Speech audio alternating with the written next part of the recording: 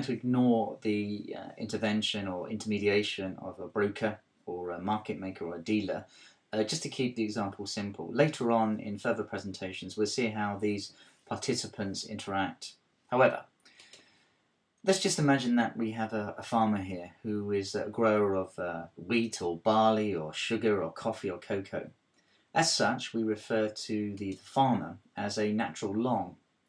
What we mean is that the farmer owns the crops, and as such he's going to be thinking about, at some stage in the near future, selling his crops.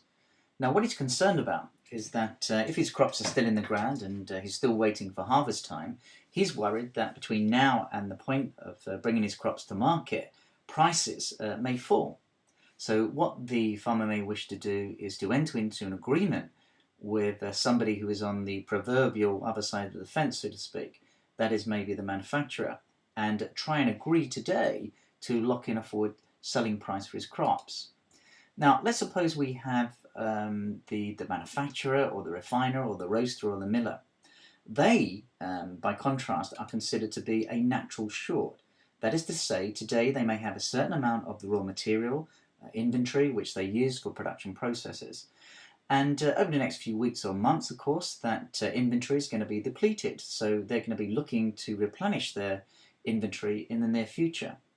So therefore, what they're worried about in the intervening period is that they're worried about prices rising.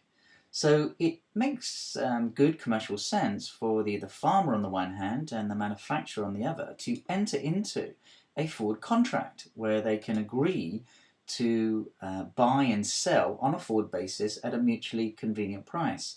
In this example, we'll assume that that price is $100 per unit and that they're trading, say, 1,000 units, which of course could be barrels of oil or bushels of wheat or tons of sugar, for example.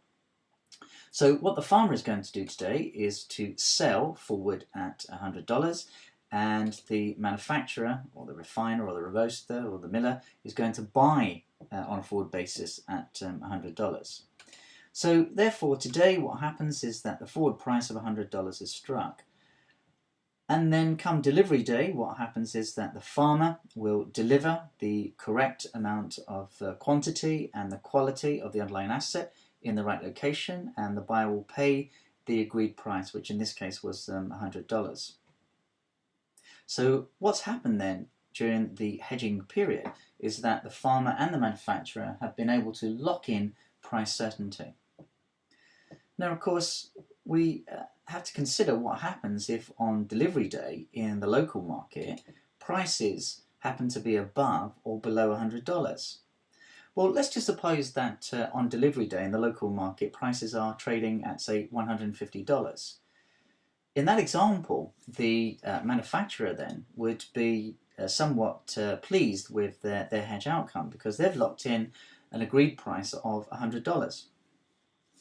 Now, the farmer, by contrast, would be somewhat perturbed because what they have is an obligation to deliver their crops at a price of $100, not being able to achieve the local price of $150.